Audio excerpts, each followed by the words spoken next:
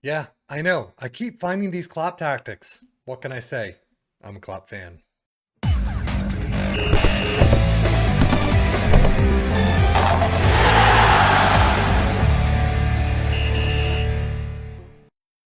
Yes, this is the Klopp Red Liverpool 4-3-3. I don't, what is it? Up V3, it is the version 3, whatever.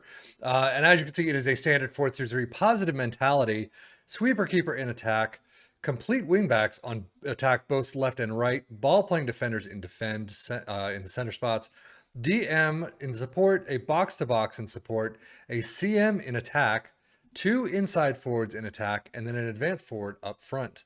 In possession, attacking width is fairly wide. Play out of defense. Tempo is higher. Passing direct is slightly shorter. Low crosses and work the ball into the box. In transition, counter press, counter, and roll it out. And then out of possession, high press line of engagement, a higher defensive line. Trigger press much more often, prevent short goalkeeper distribution, and get stuck in. Now, how did it do for our teams? Yet another Klopp tactic. Wolves, 81 points. An absolutely amazing tally from them. Liverpool with 69 points is really on a low side for them. Man City with 72, very low.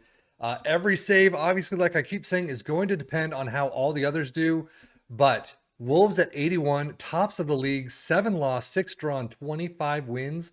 Absolutely fantastic season for them.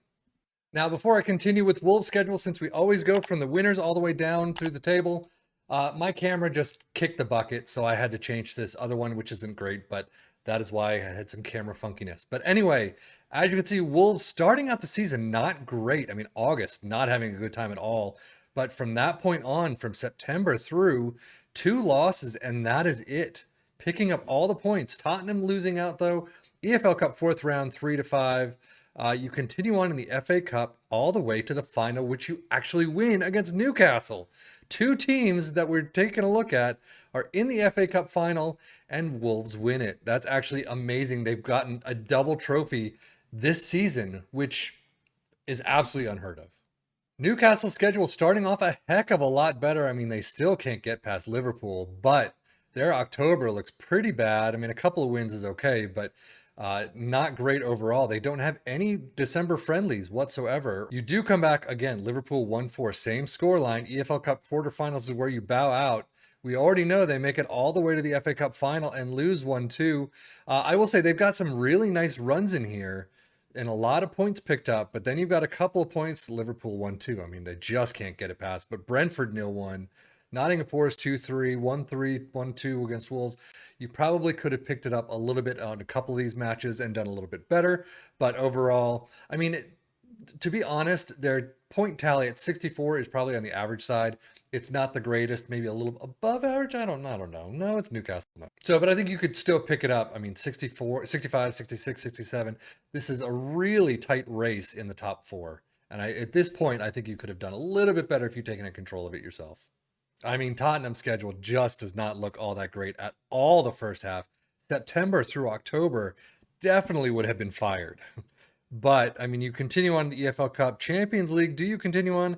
It looks like you do to the round of 16 Trabzonspor. And you actually get through to that. Luckily, I mean, look at all those losses, though. You're lucky to be out of that. 5-0 over Shakhtar. Fenerbahce 4-0, but I mean, a lot of losses right there. You get to the quarters against Man City and you just bow out 0-5 in aggregate. I mean, overall, it's just not a good season whatsoever. Again, I mean, you do make it to the quarters, so I can't really be too unhappy with that. But at the same time, you bow out the quarters against Man City. In the EFL Cup, FA Cup, you lose out 1-3 against Newcastle. So yeah, not the greatest. Transfer for Wolves, non-existent. Miguel Veloso is the last one in. Mario Lemina to Shakhtar for 4.1 is really the big out. Newcastle did pick up Marcos Alonso from Barcelona on loan, but everyone else we've seen really. And then outs, Jacob Murphy to Nottingham Forest for 5.75 is the big one there. Tottenham, Irving Lozano, loan for 2.3 million fee. But really nothing else. And then anyone out? Well, 10.5 for Tananga, Borussia Dortmund. We've seen him a ton go there, though. Data Hub for Wolves, extremely shaky in defense. We are very good in attack. You can see they are really amazing in attack. I mean, how they kicked it on to the Premier League champions. But defending, yeah, you definitely should pick some of this up a bit. Would have been nice to pick up a defender or something in January, huh?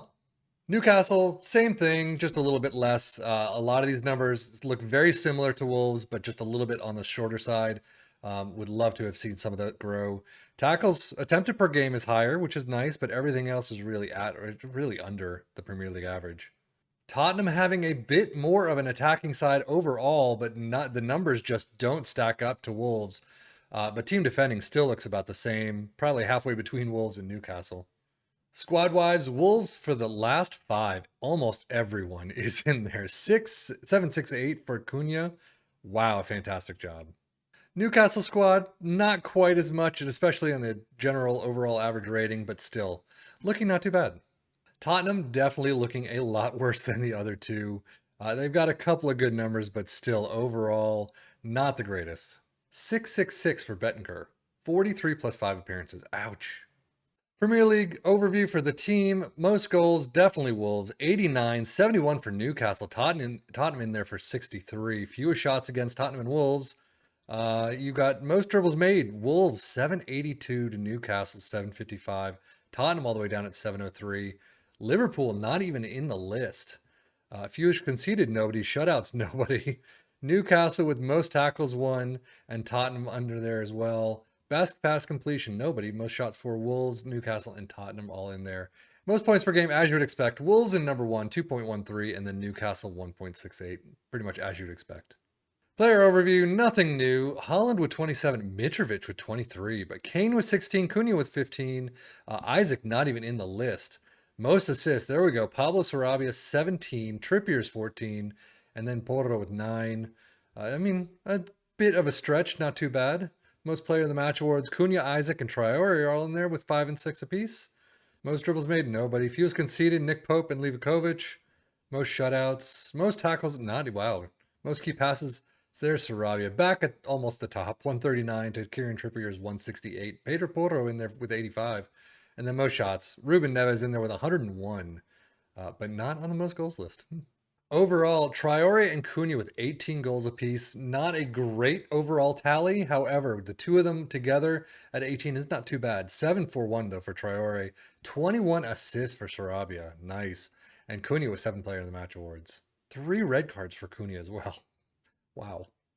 There you go. Isaac with 19 goals overall in all competitions. Trippier with 718 highest average rating and 23 assists. Isaac with 8th player of the match awards.